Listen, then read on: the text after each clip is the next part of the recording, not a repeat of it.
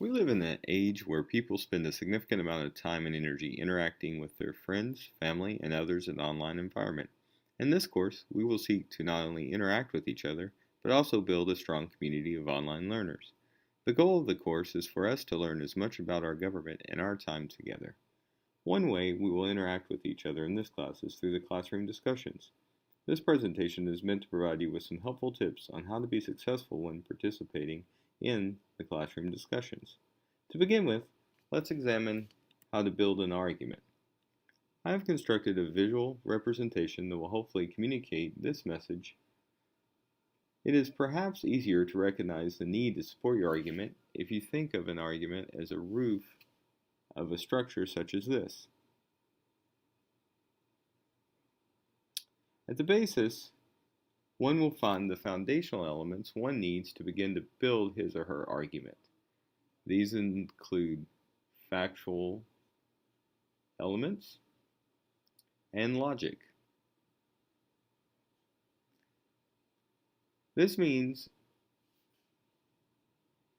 what you're basing your argument on is actually grounded in fact and logic. In today's society, it is easy to base one's argument on something one heard or his or her gut feeling. Doing this creates a very unstable foundation and makes it difficult to build a strong argument. The second step is what's deemed as evidence. Evidence can come in all sizes and shapes. Here are a few examples. One could provide statistical data, examples. In the world of academia, it is always important to cite your sources. So therefore, you would need to cite the sources of these examples or statistical data. The final step is to cement your argument by considering the counterargument.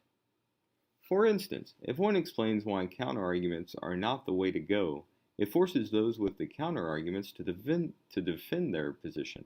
Thus, it allows you to stay on the offensive and forces those with the counterargument to continuously be on the defensive.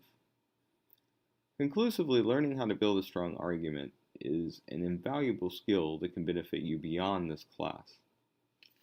Next, many Americans believe the issues with our government are caused by elected politicians wavering on principle.